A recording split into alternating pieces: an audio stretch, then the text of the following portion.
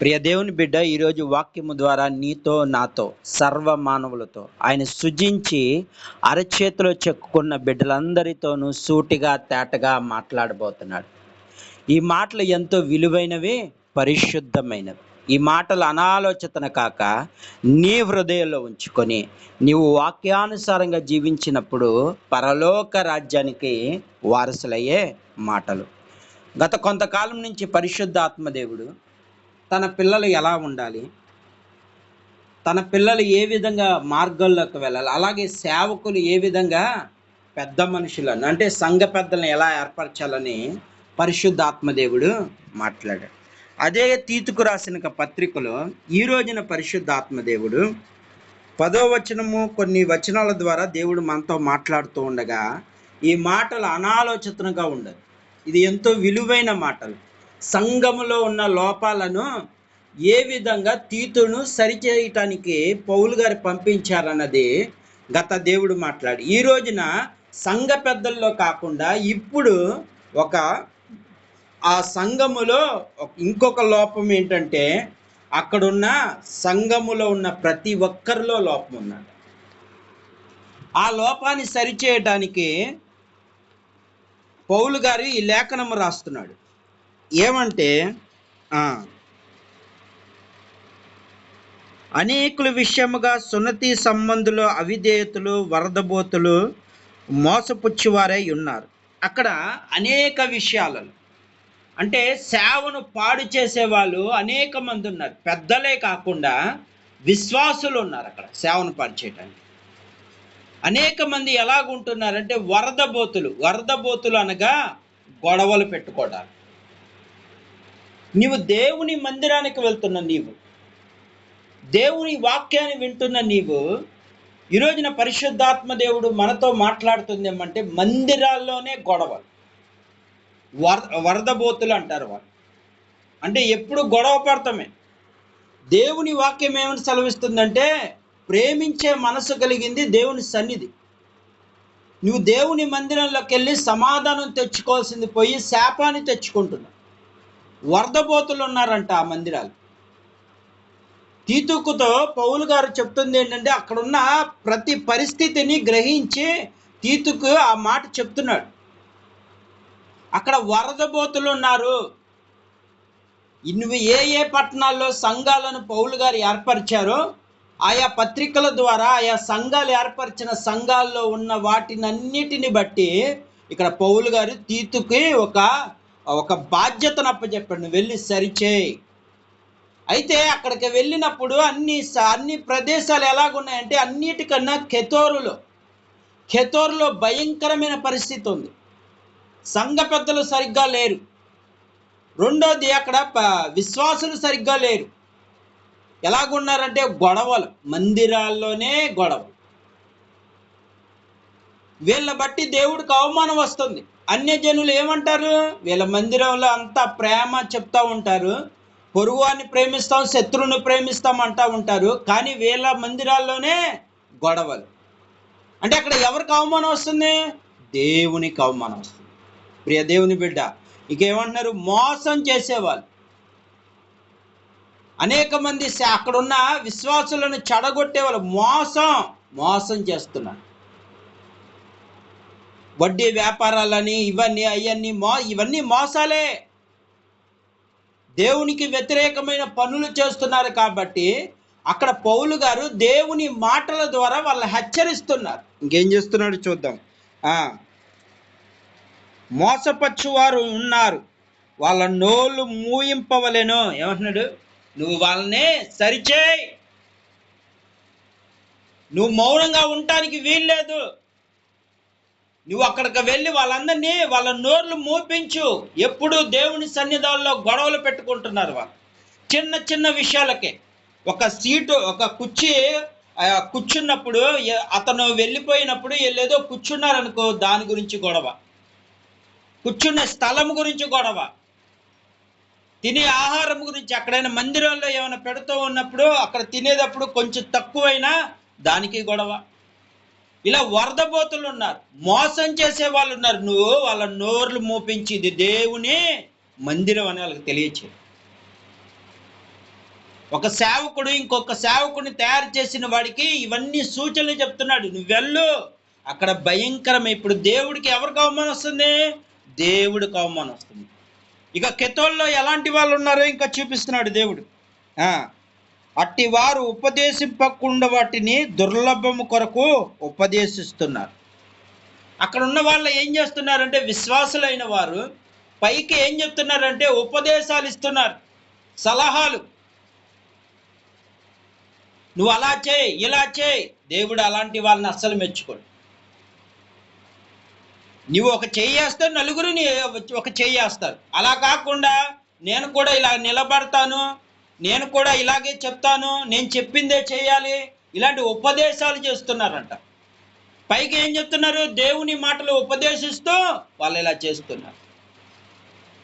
అందుకే దేవుని వాక్యం సంఘము పాడైపోవటానికి మెయిన్ రీజన్స్ ఇయే. మొట్టమొదటిగా దేని గురించి చెప్పాడంటే సంఘ పెద్దల వల్ల పాడైపోతుంది, ఇప్పుడు విశ్వాసుల వల్ల పాడైపోతుంది. ఇంకేం చేస్తున్నారు చూద్దాం. దుర్లభము కొరకు ఉపదేశించు కుటుంబాలనే పాడు చేస్తున్నారు. కుటుంబాల మధ్యలో గొడవ పెడుతున్నారు. సంఘముగా వచ్చి దేవుని మందిరంలో కుటుంబ సమేతంగా వచ్చిన వారిని వాళ్ళకి లేనిపోని చీటికి మాటలు ఏదో మాట అంటం వలన ఆ కుటుంబం అంతా దేవుని సన్నిధానానికి దూరం అయిపోతుంది. దేవుడు ఏం చెప్తున్నాడు అన్నది వాళ్ళకి తెలియట్లేదా? ఎన్నో 30 సంవత్సరాల నుంచి ఉంటున్నారు, 40 సంవత్సరాల మందిరాల్లో ఉంటున్నారు, 50 సంవత్సరాల మందిరాలు ఉంటే దేవుని వాక్యము ఏం పాటిస్తున్నారు? ఈ రోజున పరిశుద్ధాత్మ దేవుడు యూట్యూబ్ ద్వారా వింటున్న ప్రతి ఒక్కరితో మీరు సంఘములో ఏం నేర్చుకుంటున్నారు? దేవుడు నేర్పుతుంది ఏంటి? ప్రేమించు అంటున్నాడు, శత్రువుని ప్రేమించమంటున్నాడు. కానీ నీ పక్కన వచ్చి కూర్చున్న వాళ్ళని నువ్వు ప్రేమించట్లేదు.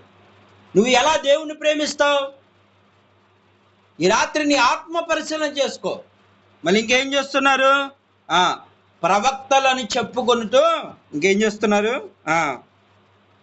వారిలో ఒకడు అనగా వారి సొంత ప్రవక్తలను ఒక్కొక్కడు చెప్పుకుంటూ, కెతోరులో ఎలాంటి వాళ్ళు ఉన్నారంటే ఒక ప్రవక్త చెప్తున్నాడు. కెతోరులో ప్రవక్త అంటే పూర్వకాలములో ఆయా ఇర్మియా గారు కానీ ఇలాంటి వారిని ప్రవక్తలు అంటారు. ఆ ప్రవక్తలు కెతోరు యొక్క సంఘము ఎలా ఉంటుంది, కెతోరులో ఎలాంటి వాళ్ళు ఉన్నారు, ఎలాంటి వారి వలన ఆయా ప్రదేశాలు ఎలా పాడైపోతున్నాయి అన్నది ఈ లేఖనము ద్వారా అక్కడ చెప్తున్నాడు అన్నమాట. ఇంకేమంటున్నాడు? కెతోరులో ఎల్లప్పుడూ అబద్ధీకులు ఉన్నారు, అబద్ధాలు చెప్పేవాళ్ళు, దుష్ట మృగములు, సోమరిపోతులు, తిండిపోతులు ఉన్నారు. ఎలాంటి వాళ్ళు ఉన్నారు?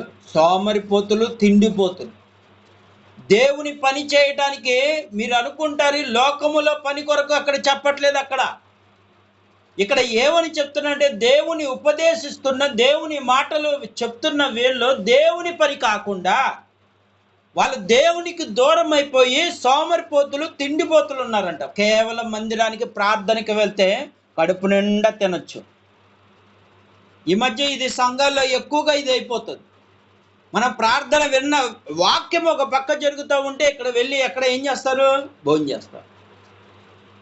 దేవుడు మాట్లాడుతూ ఉన్నప్పుడు వెళ్ళి ఆ మాటలు అయిన తర్వాత అందరితో ప్రేమగా వెళ్ళి తినొచ్చుగా, ముందే వెళ్ళిపోవాలి. సోమరులు, తిండిపోతులు దేవుని పనిని విడిచిపెట్టి సోజ్యం చూసేవాళ్ళంట. వీరిని అందుకే ఏమంటున్నాడు? సోమరు తలిగిన చెడ్డదాసుడా అంటున్నాడు. సోమరిపోతులు అంటే ఈ లోకంలో ఉన్న పనులు చేసుకునే వాళ్ళ గురించి ఇక్కడ చెప్పలేదు. ఇక్కడ చెప్పబడుతుంది ఏంటంటే దేవుని పనిని విడిచిపెట్టేవాడు సోమరి. దేవుని యొక్క మాటలు ఏమని చెప్తున్నారు అక్కడ? దేవుని సత్యాన్ని, సాక్ష్యాన్ని చెప్పడానికి ఇష్టపడిన వారు ఉన్నారు. దేవుని మాటలు ఎవరికైనా నలుగురికి చెప్పడానికి ఇష్టం. వీళ్ళు కూడా సోమరులే. ఈ రోజున నువ్వు దేవుని మందిరానికి వెళ్ళు, దైవజనుల ద్వారా దేవుడు నీతో మాట్లాడాడు, అందుని బట్టి నువ్వు ఆదరణ పొందుకున్నావు. నువ్వు పొందుకున్నావు సరే, మరి నీ కుటుంబం, నీ బంధువుల్లో ఉన్నారు అలాంటి వాళ్ళు, వాళ్ళందరికీ ఈ మాటలు నువ్వు చెప్పాల్సింది పోయి మౌనంగా ఉన్నావు చూడు, నువ్వు కూడా సోమరివే. ఇక్కడ అదే చెప్తున్నాడు. సాక్ష్యం విషయంలో కూడా వీళ్ళు అలాంటి వాళ్ళు సోమరులు అంట. ఇంకేం చేస్తున్నారు? హేతువు చేత వారు యూదుల కల్పనా కథలను, ఏంటి కథలు, యూదులు ఏయో చెప్పినా ఆ ఏయో కథలను వారు వినేవారిగా ఉన్నారంట. ఇక్కడ దేవుని మాటలు వినేవారిగా లేరు వీళ్ళు. కథలు, అనేకమైన కల్పనా కథలు చేసేవారు ఉన్నారంట. కెతోరి సంఘాన్ని గురించి ఏమని రాస్తున్నాడంటే, కల్పన కథలు చెప్పి దేవుని మాటలు బోధించే వాళ్ళు తయారయ్యారు అక్కడ. వాళ్ళందరు నువ్వు మార్చాలి. ఏమంటున్నాడు అక్కడ? సత్యమును తొలగిన బట్టి మనుషులు కట్టడాలను లక్ష్య పెట్టక మనుషులపై ఆధారపడే వాళ్ళు వీళ్ళందరూ. వీళ్ళు ఎలాంటి వారు అంటే, అక్కడ కొంతమంది సేవకులు చేస్తున్నది ఏంటంటే, ఆ సంఘంలోనే కాక అక్కడ కొందరు సేవకులు ఎలాగున్నారంటే, కేవలం తిండి కోసము, సంపాదించు కోసము, మనుషులకు కనబడాలని కోసము అలా జీవిస్తున్నారంట.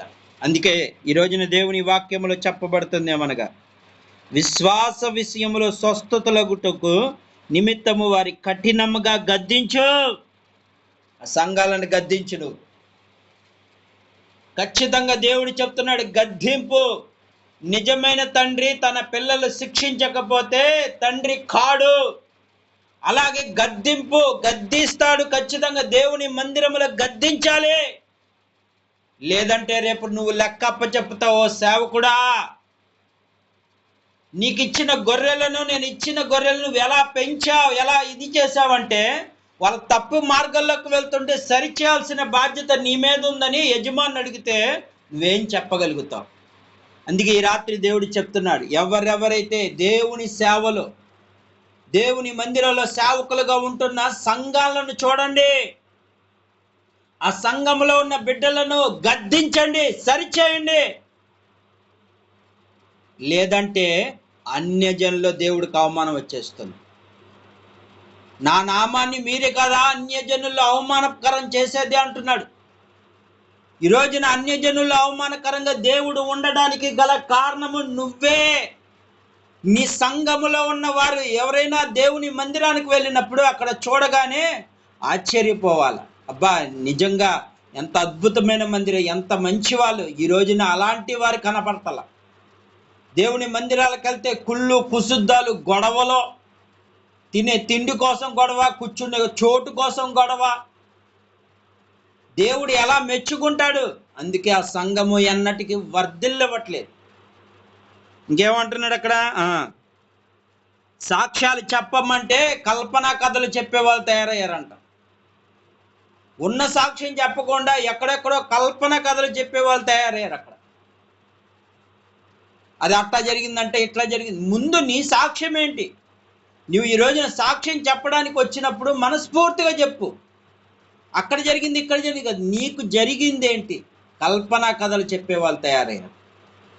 సంఘము పాడైపోతుందని పౌలు గారు ఎంతో ఏడుస్తూ బాధతో తీతుకు ఇది రాశాడన్నమాట లేఖనం. తీతుకు, నువ్వు వెళ్ళి గద్దించి సరిచే. ఎందుకంటే దేవుని రాకడలో వీళ్ళందరూ ఎత్తబడే గుంపులో ఉండాలా. ఈ సంఘం అంతా ఎత్తబడే గుంపులో ఉండాలి. ఏ సంఘం అయితే దేవుని సన్నిధానంలో ఎదుగుతున్న సంఘము అంతా ఎత్తబడే గుంపులో ఉండాలి. కానీ అక్కడ వాళ్ళ మధ్యన సోతాను చొరబడి ఏ మాత్రం ప్రేమలు లేవు, సమాధానము లేదు. పెద్దలంటే ఏంటి, వాళ్ళు ఏం చేస్తున్నారంటే ఊరికినే మాటలు చెప్పేవారిగా తయారయ్యారు. కానీ దేవుని పని చేసేవారి ఒక్కరు కనపడతలేదు. దేవుని పని చెప్తూ ఉండగా దైవజనుడు ఒక మాట చెప్తే వాళ్ళకి వ్యతిరేకంగా వెళ్ళే వాళ్ళు ఉన్నారు. అందుకని ఆ సంఘం ఏమైపోతుందంటే పాడైపోతుంది. ఈరోజున యూట్యూబ్లో వాక్యం వింటున్న ప్రియ దేవుని బిడ్డ, మీ సంఘాలు కూడా అలాగే ఉన్నాయేమో. సేవకులు ఈ వాక్యం వింటున్నట్లయితే సరి చేసుకోండి. ఎందుకంటే దేవుడు చెప్తున్నాడు, మాట్లాడేది నేను కాదు, దేవుడు. ఈరోజున దేవుని వాక్యము ద్వారా హెచ్చరిస్తున్నప్పుడు సరి చేసుకో. పరిశుద్ధాత్మ దేవుడు చెప్తున్నాడు, దుర్లభమైన వాళ్ళ మనసులు క్రూర దుష్ట మృగాలై ఉన్నారంట. దేవుని పని అంటే పారిపోయే వాళ్ళుగా ఉన్నారు, సోమరులుగా ఉన్నారు. ఆ రోజున ప్రార్థన పెట్టుకుని భోజనం పెడతామంటే చక్కగా వచ్చి తింటున్నారంట. తిండి కోసం వెళ్ళేవాళ్ళు. ఒక రోజున యేసు ప్రభు వారు కూడా కొంతమందిని 75 శిష్యులు పైగా కొంతమంది ఆయన కోసం ఎదురు చూస్తున్నప్పుడు వారందరూ వచ్చేసారు. చాలా మంది గుంపులు గుంపులుగా వచ్చేసారు. ఆ గుంపులుగా వచ్చేసినప్పుడు యేసు ప్రభు వారు ఒక మాట అన్నారు, మీరు కేవలం నా చేతి రొట్టెల కోసం మీరు వస్తున్నారు అన్నాడు. నా మాటలు మీకు రుచి చూడట్లేదు, కేవలం స్వస్థతల కోసము కేవలం స్వస్థత కోసము, మళ్ళీ నా చేతి రొట్టెల కోసము చేపల కోసం వస్తున్నారు అనగానే చాలామంది అక్కడున్న పని చేస్తున్న అంటే దేవుని పరిచర్య చేస్తున్న వాళ్ళు కూడా వెళ్ళిపోయారు. ఈ మాట ఎప్పుడైతే వాళ్ళకు గుచ్చుకుందో ఇక దేవుని పని వదిలేసి వెళ్ళిపోయారు. దేవుని గద్దింపుకు లోబడాల్సింది పోయి లోబడకుండా వెళ్ళిపోయారు. 75 మంది శిష్యుల్లో 12 మంది మాత్రమే మిగిలారు. ఈరోజున దేవుని వాక్యము సెలవిస్తుంది, ప్రియ దేవుని బిడ్డ, దేవుడు యొక్క పని చేస్తే దేవుడు నీకు సర్వం ఇస్తాడు, కాదంటలేదు. కానీ కేవలం తిండి కోసమే దేవుని దగ్గరకు వెళ్ళటం అన్నది దేవుడికి నచ్చట్లేదు. మనస్ఫూర్తిగా దేవుని సన్నిధానం, నీ కష్టాలను చెప్పుకోవడానికి, నీ బాధలు చెప్పుకోవడానికి, నీ యొక్క పరిస్థితులు చెప్పుకోవడానికి దేవుని సన్నిధానంలో మోకరించి ఆయన మాటలు విని సరిచేసుకోవడానికి వెళ్ళి, అంతేగాని ఆహారం పెడుతున్నారని చెప్పి ఇలా వెళ్ళే వాళ్ళు దేవుడికి నచ్చారు. ఈరోజున దేవుని వాక్యం వింటున్న ప్రియ తిండిబోతులు సోమరువులు, దేవుని పని అక్కడ దేవుని వాక్యము చెప్పినప్పుడు పంచబెట్టిన వారు కూడా సోమరులే. దేవుడు ఒక తలాంపు ఇచ్చాడు, ఆ తలాంపు దాచిపెట్టిన వాడు ఏమయ్యాడు? సోమరి చలగిన చెడ్డదాసుడా అని దేవుడితో అనిపించుకున్నాడు. మంచి దాసుడు అనిపించుకోవాల్సింది పోయి ఎలాంటి వారే కొంతమంది సేవకులు, నేను ఒకసారి ఓ ప్రాంతానికి వెళ్ళినప్పుడు దేవుని వాక్యాన్ని బోధించాల్సింది పోయి కేవలం తినే ఆహారము గురించి చెప్తున్నారు. ఇదిగో ఈరోజు ఇది వాళ్ళని నవ్వించడానికి, మాకు పలానా చోట పలానా పెట్టారు. దేవుడు ఏమని చెప్తున్నాడు? ఆత్మలకు ఆహారం పెట్టమంటే వీళ్ళు ఏం చేస్తున్నారంటే లోకములో ఉన్న ఆహారం గురించి చెప్తున్నారు. ఆత్మీయ ఆహారం పంచిపెట్టండి అయ్యా అంటే పలానా చికెన్ బిర్యానీ గురించి వీటి గురించి ఆ దేవుడు చెప్పమందే. వాళ్ళందరూ అక్కడ నవ్వుతున్నారు కానీ వాక్యము వినలేకపోతున్నారు. దేవుడి మాటలు చెప్తా ఉండంటే ఎవరు ఏమి ఆ నవ్వుల కోసమే పరుగులు తీస్తున్నారు. ఈ మధ్య ఇదొకటి తయారైంది, కల్పనా కథలు చెప్పడం, నవ్వించడం. కానీ దేవుడు ఏమంటున్నాడు తెలుసా? గద్దించేవాడే నిజమైన సేవకుడు, గద్దించేవాడే నిజమైన తండ్రి. ఆ గద్దింపు నువ్వు లోబడితేనే నీవు దేవుని బిడ్డగా ఉండగలుగుతావు. ఈ రాత్రికాల సమయంలో పరిశుద్ధాత్మ దేవుడు నీతో నాతో మాట్లాడుతుందే. మనకి ప్రతి ఒక్కరితో ఆయన సృజించి అరచేతిలో చెక్కుకున్న బిడ్డలతో మాట్లాడుతుందేమనగా గద్దించువాడే. ఏమంటున్నాడు? ఆఖరి వచనంలో ఏమంటున్నాడు? విశ్వాసత విషయములో స్వస్థతలకు నిమిత్తము వారిని కఠినంగా గద్దించు. విశ్వాసములో వారు బలపడాలి. అవిశ్వాసాలు అయిపోతున్నారు వాళ్ళ ఆలోచనలన్నీ లోకంలో పడిపోయినాయి. నువ్వు వెళ్ళి గద్దించు, తీతుకో అని పౌలు గారు దేవుని వాక్యము ద్వారా, దేవుని యొక్క మాటల ద్వారా హెచ్చరిస్తున్నాడు. ఈరోజున దేవుని వాక్యం వింటున్న ప్రియ దేవుని బిడ్డ, నువ్వెలా ఉంటున్నావు? సంఘంలో దేవుని మందిరంలో నువ్వు వెళ్ళి నీ ప్రవర్తన జాగ్రత్తగా చూసుకోమని ప్రసంగి 5:11 చెప్తా ఉంటే మీరేమో దేవుని మందిరంలోకి వెళ్ళి పర్ఫెక్ట్గా కూర్చోలేకపోతున్నారు, విధేయులుగా కూర్చోలేకపోతారు, కనీసం మోకరించి ప్రార్థన చేయలేరు. దేవుని సముఖంలో 2 చేతులు ఎత్తి దేవుడు ఏమంటారు? 2 చేతులు ఎత్తితే నీకు విజయం వస్తుందంటే ఆ మాట పక్కన పెట్టి ఏదో వెళ్ళామా వచ్చామా, ఇది కాదు దేవుడికి నచ్చేది. నీలో విధేయత కనపడాలి, తగ్గింపు మనసు కనపడాలి. హెచ్చించుకునే తత్వం వద్దంటున్నాడు. తనను తాను తగ్గించుకున్నవాడే హెచ్చింపబడిన అంటున్నాడు. ఈరోజు నువ్వు సంఘంలో ఉంటున్న నీవు, దేవుని మందిరానికి వెళ్తున్న నీవు, నీ ప్రవర్తన జాగ్రత్తగా చూసుకోవాలి. విశ్వాసము బలముగా ఉండాలి, దృఢముగా ఉండాలి. దేవుడు ఖచ్చితంగా నాకు చేస్తాడనే నమ్మకంతో ప్రార్థన చేయాలి. నాకు దేవుడు మంచి ఈవుల్ని ఇస్తాడనే నమ్మకంతో ప్రార్థన చేయాలి. ఈ రోజున అవన్నీ కోల్పోతున్నాం. ఈ రోజున సంఘాల్లో అదే కోల్పోతున్నారు. విశ్వాసత లేదు. అమ్మ ప్రార్థన చేయండి అమ్మా అంటే, ఈ రోజున ఒక ప్రాంతాల్లోకి మేము వెళ్ళేటప్పుడు వర్షము పడుతుంది. వర్షం పడతా ఉంటే దైవజనులు అంటా ఉన్నాడు, అమ్మా ఈ వర్షం ఆగితే మనం వెళ్ళి అక్కడ ప్రార్థన చేయాలి. మనం వెళ్ళి ప్రార్థన చేయాలంటే మీరందరూ ప్రార్థన చేయండి అంటే, ప్రార్థన చేయడానికి వాళ్ళు వెళ్తలా. ఉన్న ఊసలాడుకుంటా మొత్తం సంఘమంతా ఊసలాడుకోవడానికి వెళ్ళి ఎక్కడో ఏదో మాట్లాడుకోవడానికి అలా వెళ్ళారు తప్ప, అయ్యే ప్రార్థన చేయమని ఎంత చెప్పినా, సేవకుడు చెప్పినా వారు వెళ్ళలేదు. ఒక సందర్భంలో ఏం జరిగిందంటే, నేను దేవుని మందిరంలో మేమందరము ప్రార్థన చేసుకుంటున్న సమయంలో మంచిగా దైవజనుడు వాక్యము బోధిస్తూ ఉండగానే ఎమ్మటే ఆకాశం నుండి వర్షం పడింది. ఇక వర్షం పడటంతోనే మొత్తం మందిరంలో అందరూ పారిపోయారు. ఎక్కడికి పారిపోయారు? వెళ్ళిపోయా బట్టలంట, అయ్యంట, ఇవంట, వాటి అవన్నీ తడిసిపోతాయని పారిపోయారు. దేవుని వాక్యం అంటే, దేవుడు అంటే అక్కడ ఎలా ఉందంటే దేవుని అవమానపరిచినట్టే. అక్కడ ఈ రోజున దేవుని వాక్యం వింటున్న ప్రియ దేవుని అవమానపరిచినట్లే. ఒక టీచరు పాఠం చెప్తా ఉండగా స్టూడెంట్ మాట్లాడితే అది అవమానకరమా కాదా? అలాగే ఆ టీచర్ పాఠం చెప్తా ఉంటే ఒక స్టూడెంట్ వెళ్ళిపోయాడు అనుకో, అది టీచర్ని అవమానించినట్టా కాదా? ఈ రోజున దేవుని వాక్యం వింటుంది, అందరూ పారిపోయారు. నాకు అది ఆశ్చర్యం వేసింది. చక్కగా వాక్యము మంచిగా అసలు హృదయానికి తాకేటట్టు దైవజనులు వాక్యం చెప్తా ఉన్నాడు. దేవుని ప్రేమ ఎలా ఉంటుంది, దేవుని యందు ఎలా మనం భయభక్తులు కలిగి ఉండాలి, మంచి మాటలు చెప్తా ఉండంటే, ఆ మాటల కన్నా లోకములో ఉన్న వాటి అంటే తడిసిపోతాయని చెప్పి పారిపోయారు. అలాంటి సంఘాలు వర్ధిల్లుతాయి అంటారా? దేవుడి కంటే నువ్వు ఏది ఎక్కువగా ప్రేమించినా అది వ్యర్థమే.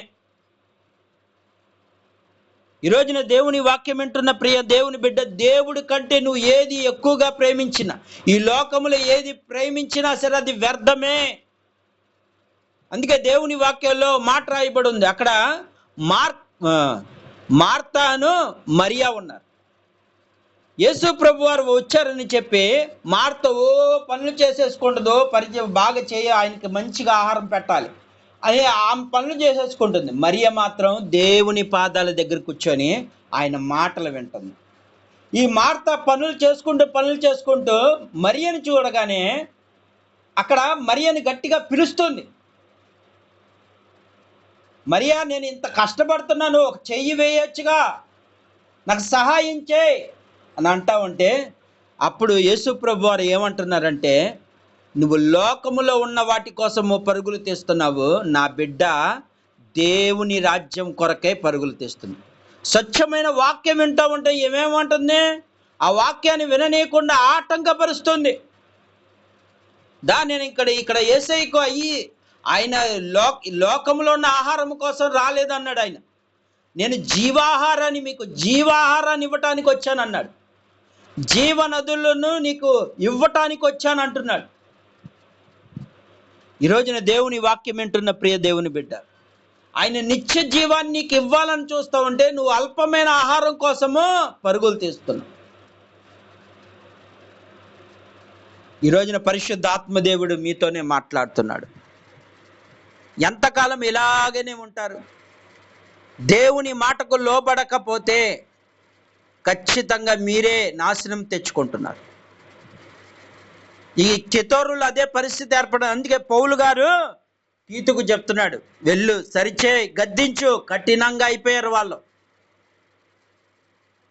నువ్వు కూడా కఠినంగా గద్దించు, వాళ్ళు సరి చేసుకోవాలి, విశ్వాసములో బలపడాలి. వాళ్ళు ఏమంటున్నాడు అక్కడ?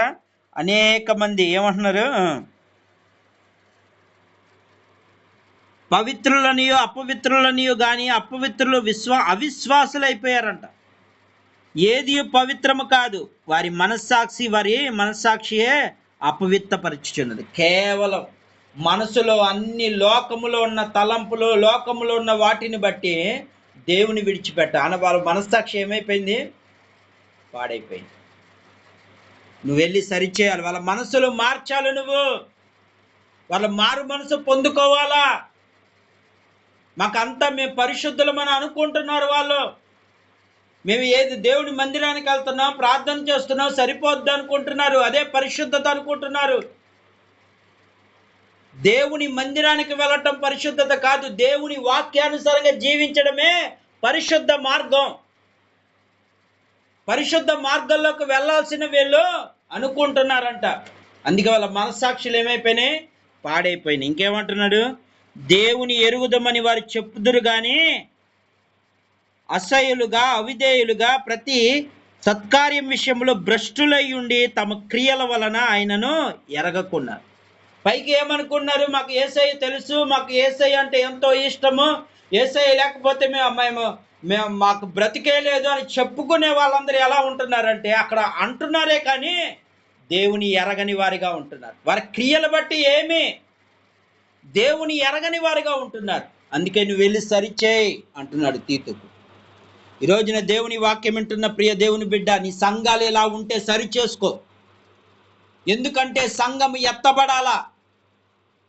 ఆయన రాకడ దినము అతి దగ్గరలో ఉన్న సంఘం అంతా ఇలాగూ ఉంటే రేపు నువ్వు లెక్కప్ప చెప్పాల్సి వస్తుంది. ఓ సేవకుడా, నీవు దేవుని మాటలు ఆయన మాట్లాడుతూ ఉన్నప్పుడు ఈరోజు నీతోనే మాట్లాడుతున్నాడు. నీతో నాతో దేవుని యొక్క మార్గంలో నడిచే వారందరితో మాట్లాడుతుంది. ఏమంటే లెక్కప్ప చెప్పాలా. నీకు 300 మంది యొక్క విశ్వాసులు ఇచ్చాడు దేవుడు. ఏం చేశావు? వాళ్ళు ఎలా పోషిస్తున్నావు, ఎలా సరిచేసావని దేవుడు అడిగితే నువ్వేం చెప్పగలవు? ఈరోజున దేవుడు అదే చెప్తున్నాడు. సంఘమును పాడి చేసే సాతాను గుంపులు మీలో ఉన్నారు. కలుపు మొక్కలు ఉన్నాయి, ఆ కలుపు మొక్కలు తీసేయాల్సింది. ఈరోజున దేవుని వాక్యం అంటున్న ప్రియ దేవుని బిడ్డ, సరి చేసుకోవాలి. మీ హృదయాన్ని నొచ్చుకున్నా ఇది వాస్తవము, యథార్థము. సంఘాలు రానున్న దినాల్లో భయంకరమైన పరిస్థితులకు వెళ్ళిపోతున్నాయి. ఈ కెతోయిలో ఎలాగున్నారో ఇలాగే ఉన్నారు సంఘ పెద్దలు. ఎక్కడ చూసిన కొంతమంది సంఘ పెద్దలు దైవజనులు చెప్పిన మాటకు వ్యతిరేకంగా చేస్తున్నారు. అయ్యా ఇలా ఫలానా చేద్దామంటే వాళ్ళు ఏమంటారు? వీళ్ళ ఆలోచనలు చెప్తున్నారు. దేవుడు దైవజనుడికి ఒక ఆలోచన ఇస్తే ఆ ఆలోచన చెడగొట్టే వాళ్ళుగా ఉంటున్నారు కదా. వీళ్ళ పైగా ఏమంటే సంఘ పెద్దలుగా ఇచ్చారని చెప్పి ఆ అధికారాన్ని దుర్నీతి చేసుకుంటున్నారు. ఈరోజున దేవుని వాక్యం వింటున్న దైవజనులనుగా దేవుని యొక్క మధ్యవర్తి, ఆయనకు దేవుడు అనుక్షణము బోధిస్తున్న మాటలు సత్యము. అలాంటి దైవజనుల మాటను వినకుండా నీ సొంత ఆలోచనలు ఆయనకి రుద్దుతున్నావు. అందుకే దేవుడు ఏమంటున్నాడు తెలుసా? నీ జ్ఞానము నా దృష్టిలో వెర్రితనంగా ఉంది. దేవుడిచ్చే మాటల కంటే ఇలా జ్ఞానం గొప్పది అనుకుంటున్నారు. అందుకే ఏమంటున్నాడు తీతుకు, నువ్వు వెళ్ళి వాళ్ళ జ్ఞానాన్ని సరిదిద్దు, వాళ్ళ క్రియలను సరిదిద్దు అని పౌలు గారు తీతుని ఎక్కడ వదిలేశాడు? కెతోరులో వదిలేశాడు. ఈరోజున దేవుని వాక్యం వింటున్న ప్రియ దేవుని బిడ్డ, సరి చేసుకోండి. దేవుడు ఈరోజు మనతోనే మాట్లాడుతున్నాడు. మందిరానికి వెళ్ళి ఏదో ఒట్టిగా వచ్చి ఒట్టిగా వెళ్ళటం కాదు. నీలో క్రియలు కనపడాలి, విశ్వాసం కనపడాలి, దేవుని యందు భయభక్తులు కనపడాలి, విధేయుడివై ఉండాలి, పరిశుద్ధంగా ఉండాలి. అప్పుడు నీకు దేవుని ఆశీర్వాదం వస్తుంది. లేదంటే నువ్వు తీసుకెళ్లేది శాపమే. ఈరోజున దేవుని వాక్యం వింటున్న ప్రియ దేవుని బిడ్డ, మార్చుకోండి. దేవుడు ఖచ్చితంగా ఆజ్ఞాపిస్తున్నాడు. సమయము కొద్ది దినాలే ఉన్నాయి కనుక మార్చుకోమని ఈ రాత్రి మీకు యూట్యూబ్ ద్వారా ఎవరెవరైతే వింటున్నారో వారందరూ సరి చేసుకోమని దేవుడు మిమ్మల్ని కోరుతున్నాడు. ఈ కొద్ది మాటలు దేవుడు దీవించును గాక. ఆమేన్.